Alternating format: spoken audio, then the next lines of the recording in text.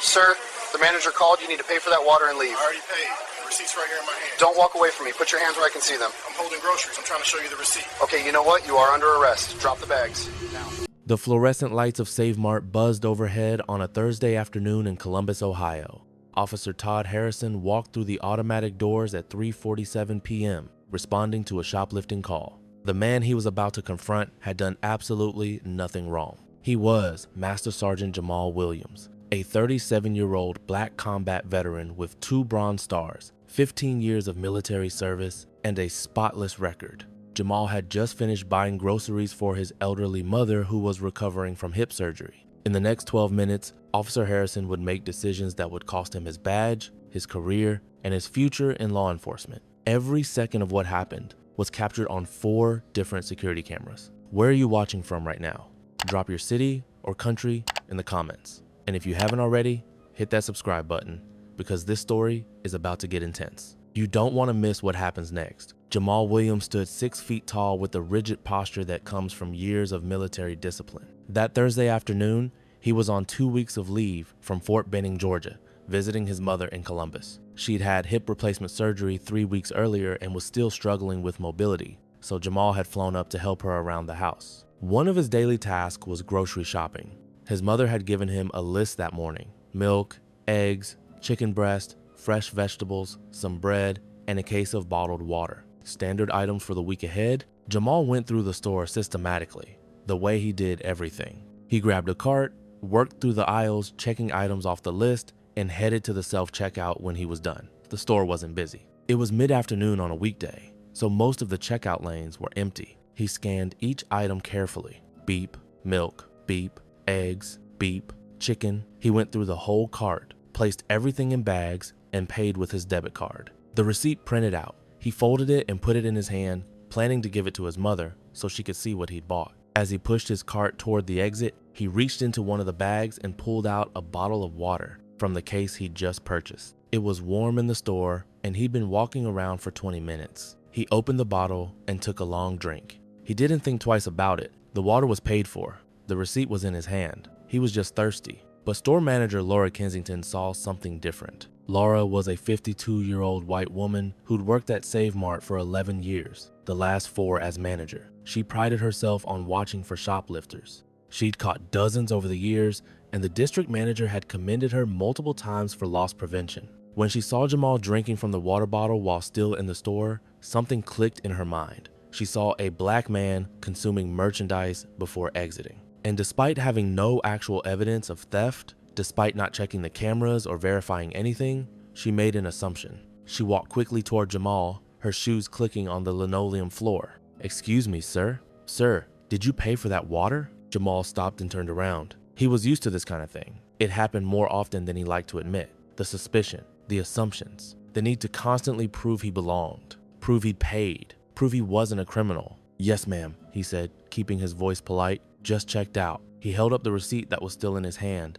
"Everything's on here." Laura didn't look at the receipt. She didn't take it from his hand to examine it. She'd already decided what was happening. "I need you to come with me to the office so we can verify that." Jamal felt his jaw tighten. "You can verify it right here. The receipt's time-stamped. Shows I paid 3 minutes ago. Look at it." Store policy requires verification in the office when there's a question about payment. There shouldn't be a question. "I'm showing you the receipt."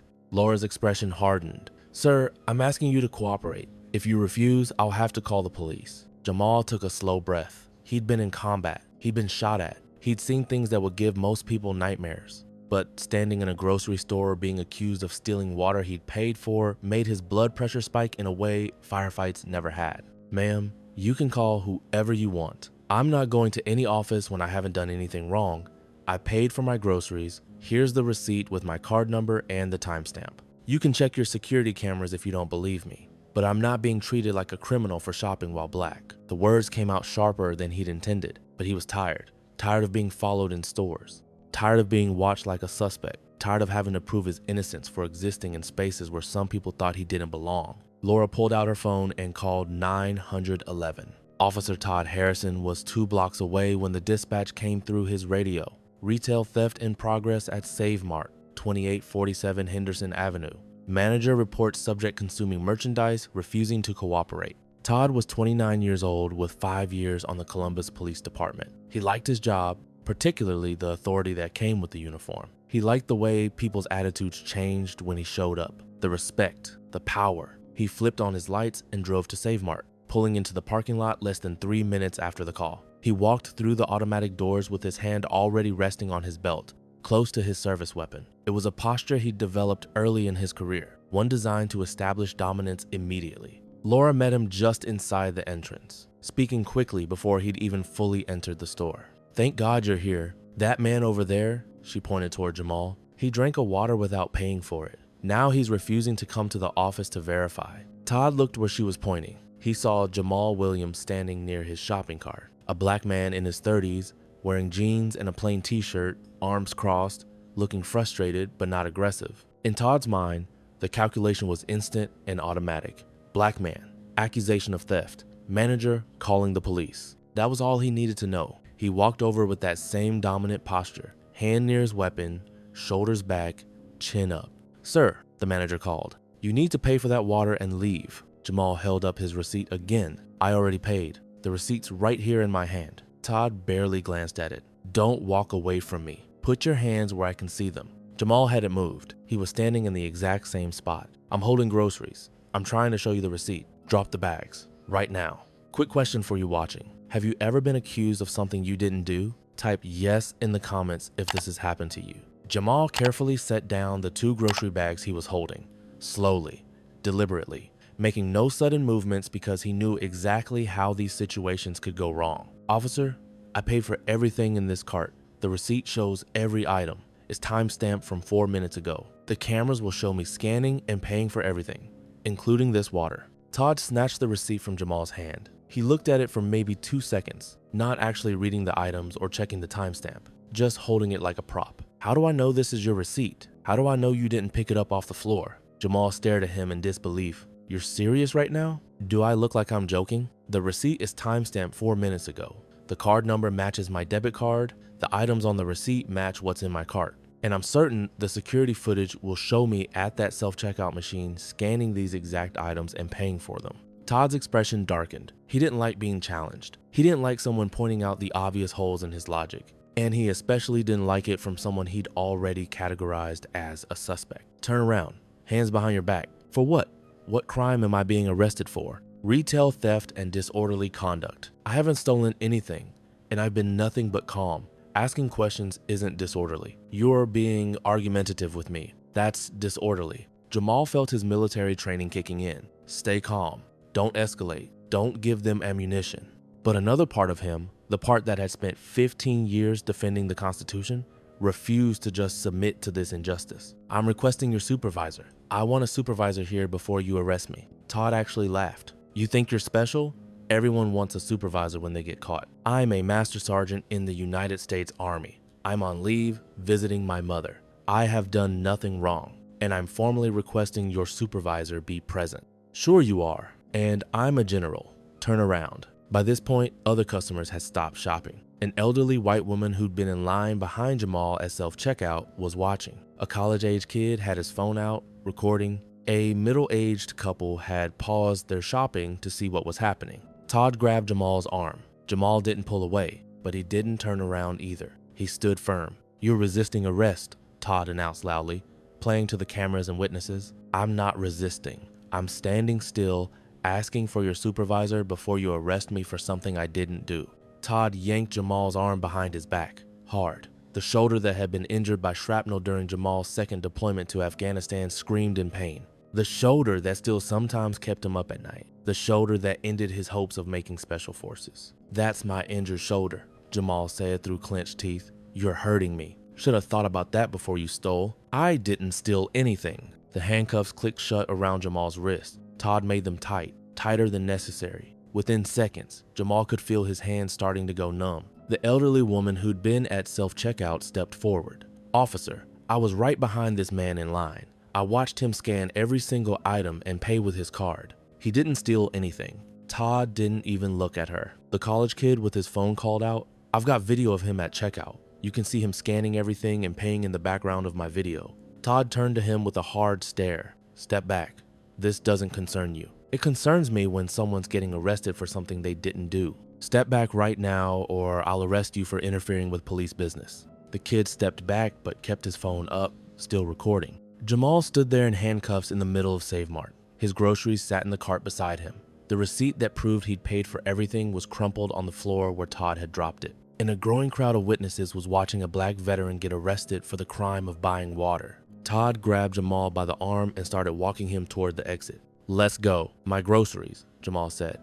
"I need to. You should have thought about that earlier." They walked through the store, past the self-checkout area where Jamal had paid for everything, past manager Laura Kensington, who was now looking uncertain, past the crowd of customers, several with phones raised, recording everything, through the automatic doors into the afternoon heat. Todd opened the back door of his patrol car and guided Jamal inside, not gently. The hard plastic seat, the smell of disinfectant and old sweat, the metal cage separating the back from the front. Jamal sat there, hands cuffed painfully behind his back, injured shoulder throbbing, and felt a rage building inside him.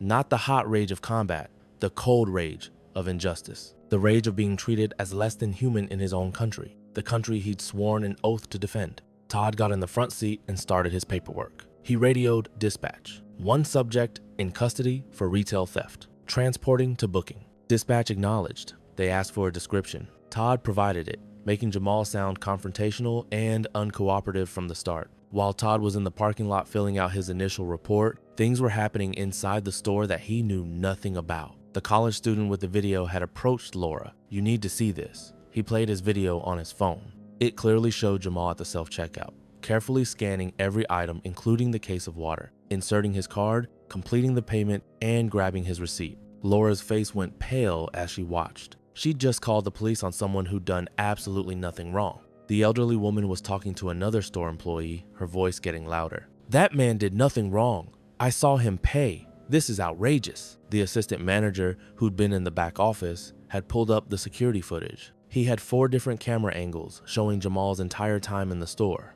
Shopping, self-checkout, scanning items, paying, opening the water after paying, everything. He called Laura on her cell. "You need to get back here and look at this footage. He definitely paid for everything." Laura rushed to the office. She watched the security footage. 4 angles, all showing the same thing. Jamal scanning items, Jamal paying with his debit card, Jamal grabbing his receipt. The timestamps on the footage matched the timestamp on his receipt perfectly. She'd made a terrible mistake, an assumption based on seeing a black man drink water in the store. And now that man was sitting in a police car because of her assumption. She ran out to the parking lot. Todd was still in his patrol car, typing on his laptop. She knocked on his window. "Officer, I need to talk to you." Todd rolled down the window, looking annoyed. "Ma'am, I'm processing the arrest. He paid for everything. I have the security footage. 4 cameras showing him scanning every item and paying for it. This was a mistake." Todd stared at her. "You called 911 saying he stole. I was wrong. I made a mistake. The cameras prove he paid. He has a valid receipt. He did nothing wrong."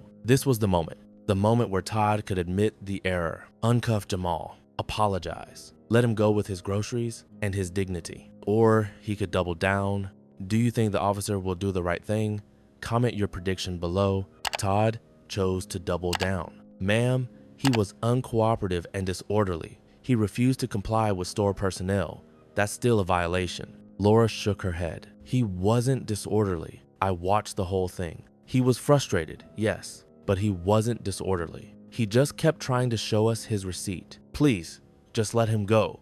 I'm not pressing any charges. It's not up to you anymore. He's under arrest." Laura stepped back from the car, realizing she'd started something she couldn't stop. Todd drove Jamal to the police station. The drive took 14 minutes. Jamal sat in the back in silence. He knew better than to say anything. Anything he said could be twisted and used against him. He'd wait for a lawyer. At the station, Jamal was taken to booking. The officer doing intake was a veteran named Miguel Alvarez. He'd served in the Marines before becoming a cop, and he had a specific respect for active duty military personnel. When Miguel took Jamal's wallet to inventory his personal property, he found Jamal's military ID, Master Sergeant Jamal Williams, active duty. The ID showed his rank, his security clearance level, and his unit at Fort Benning. Miguel looked at the ID, then at Todd. "He's active duty military? He says he is." Miguel held up the ID. "This is a Department of Defense identification card. It's real. What's he being charged with?"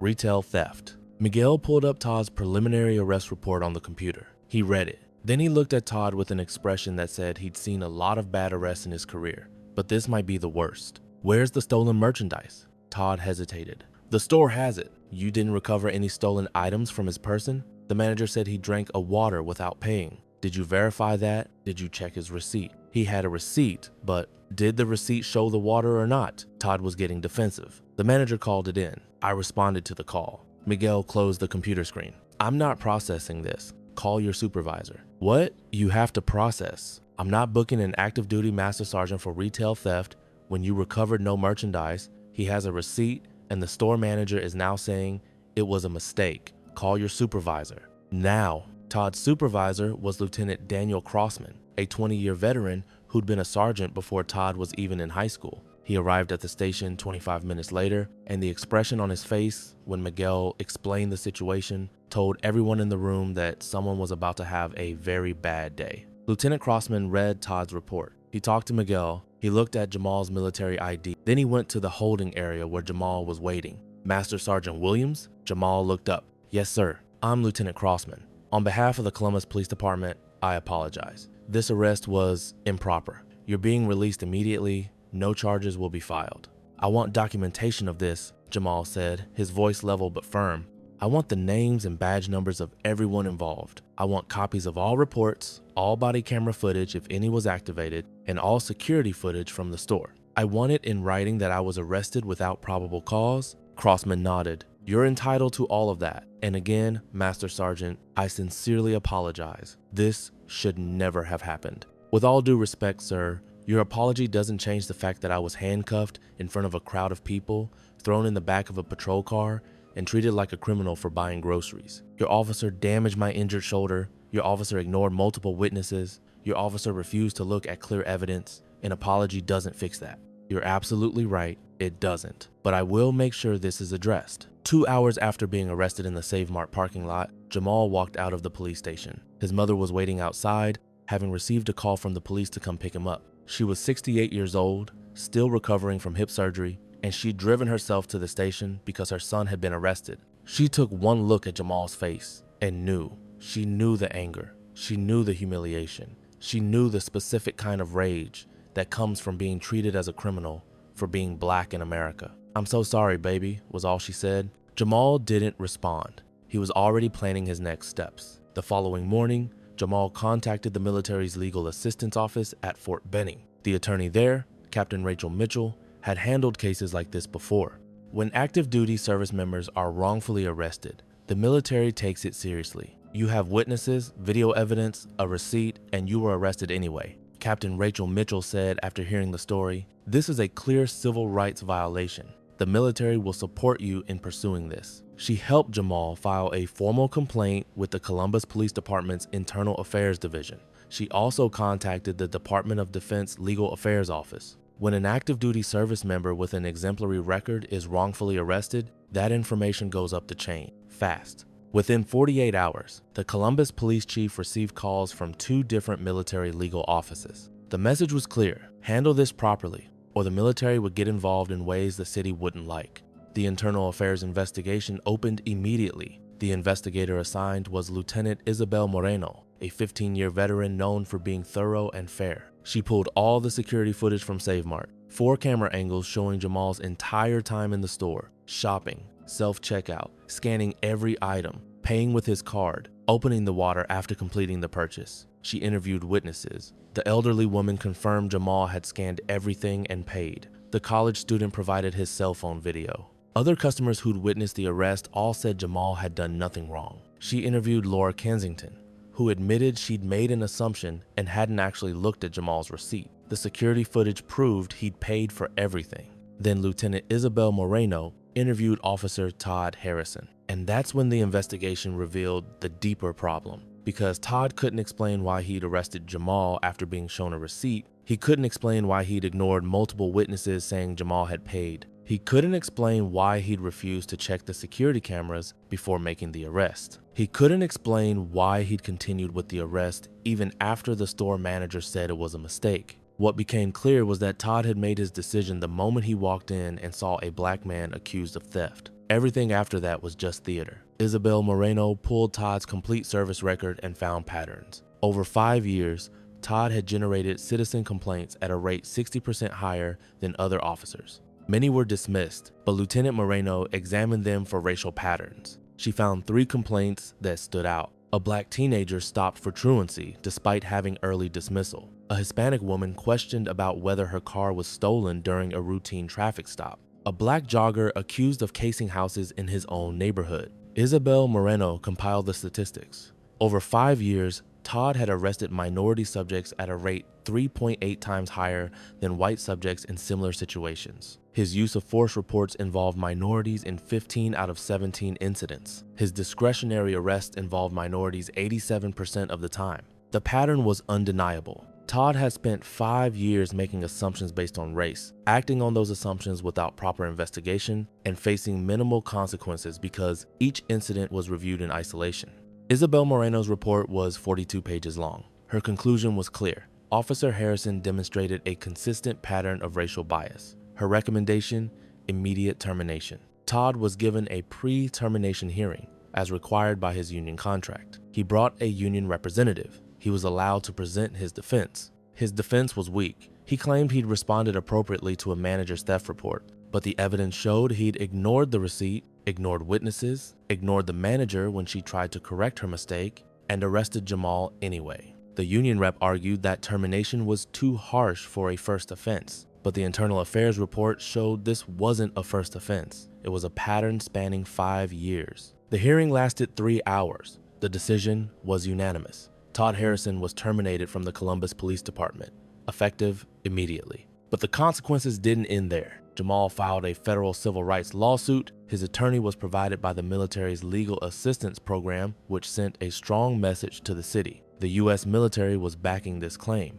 The lawsuit alleged false arrest, malicious prosecution, violation of Fourth Amendment rights, violation of 14th Amendment equal protection rights, and intentional infliction of emotional distress. It named Officer Todd Harrison personally and the city of Columbus as defendants. The city's legal team looked at the evidence: security footage from 4 angles, multiple witnesses, a receipt proving purchase, a victim who was an active duty master sergeant with 2 Bronze Stars, an officer fired for racial bias. They knew how this would play in front of a jury. Settlement negotiations began within 2 weeks. They eventually settled at $340,000. The settlement also required comprehensive policy changes, mandatory security footage review before arrests in retail theft cases, body cameras for all officers, quarterly audits of arrest data by race, and independent review of use of force incidents. The settlement required one more thing: a public apology from the police chief, delivered at a press conference with Jamal present. If you think justice was served, type "justice" in the comments right now. That press conference happened 3 months after the arrest. Jamal wore his military dress uniform. The ribbons on his chest told the story of his service: 2 Bronze Stars, a Purple Heart, 15 years of defending the Constitution. The chief read a prepared statement acknowledging that Jamal had been wronged, that the arrest was unjustified, and that the department was committed to reform. Then Jamal was given the opportunity to speak. He stepped to the microphone. "I served this country for 15 years, he said, his voice steady. "I've been deployed to combat zones twice. I've been wounded defending American freedom. I've led soldiers in some of the most dangerous places on earth. And I came home and got arrested for buying groceries. Not because I did anything wrong, but because I'm a black man in America, and to Officer Harrison, that was suspicious enough. That tells you everything you need to know about how we're seen. Not as veterans, not as neighbors, not as citizens, but as threats that need to be controlled. That has to change." The press conference was covered by every major news outlet in Ohio. The story went national. Decorated veteran arrested. While grocery shopping was a headline that resonated across the country. The video from Save Mart's security cameras was released as part of the settlement. It went viral, viewed millions of times across multiple platforms. People watched Jamal carefully scanning his groceries, paying with his card, grabbing his receipt, being confronted by the manager, trying to show his receipt to the officer, being handcuffed while groceries sat in his cart and witnesses protested his innocence. Save Mart fired Laura Kensington and issued their own public apology. They implemented a new policy requiring security footage review and management verification before calling police for suspected theft. Todd Harrison tried to find another law enforcement job. Over 6 months, he applied to 9 different departments. Every single one rejected him. His termination for false arrest and racial bias made him unemployable in law enforcement. He eventually found work as a security guard at a warehouse, making $16.50 an hour. He lost his apartment and his fiancée left him. He tells anyone who will listen that he was treated unfairly, that Jamal was uncooperative. He still doesn't see that every choice was his. The choice to assume guilt based on skin color, the choice to ignore evidence, the choice to arrest despite witnesses saying otherwise. Those were his choices. These are his consequences. Jamal returned to active duty. He was promoted to sergeant major last year. He still does his mother's grocery shopping when he visits, though he avoids Save Mart. And yes, he still sometimes gets looks, still sometimes feels eyes following him through aisles. But now when he tells a story, he can point to the settlement, the termination, the policy changes. He can show that sometimes accountability happens. The security footage from Save Mart is now used in police academies across the country as a training video on what happens when officers act on bias instead of evidence. The lesson is simple: one bottle of water, one receipt, one assumption, and one officer who thought his badge meant he never had to say he was wrong. If this story made you think about the assumptions we all make every day, share it. Hit that subscribe button for more stories about accountability and justice. And drop a comment telling me, have you ever been falsely accused of something? Let's talk about it. See you in the next one.